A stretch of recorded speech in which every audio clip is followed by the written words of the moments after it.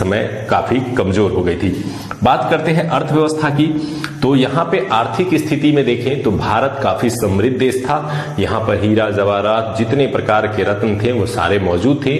और अगर आर्थिक स्थिति में देखें तो सबसे जो महत्वपूर्ण पेशा था वो था कृषि का, जो कि आम नागरिकों द्वारा किया जाता था। और इसी कृषि से प्राप्त होने वाले कर के बदौलत भारत एक समृद्ध देश बना हुआ था।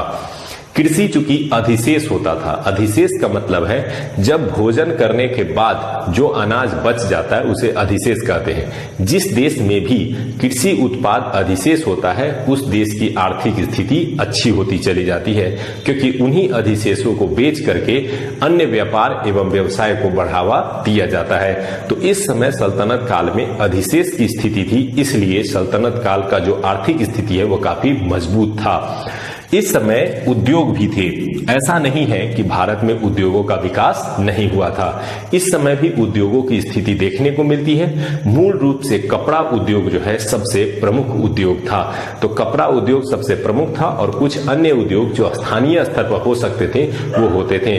कपड़ा उद्योग में सूती वस्त्र के साथ साथ ऊनी वस्त्र, रंगे हुए वस्त्र, अलग अलग प्रकार के वस्त्रों का उद्योग लगाया जाता था। रत्नों के साथ साथ कृषि के जो बचे हुए भाग थे, उद्योगों से उत्पादित माल का व्यापार भी किया जाता था।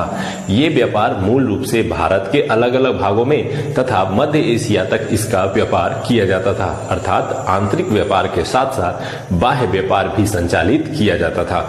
तो इस प्रकार से आज के वीडियो में हम लोगों ने सल्तनत काल के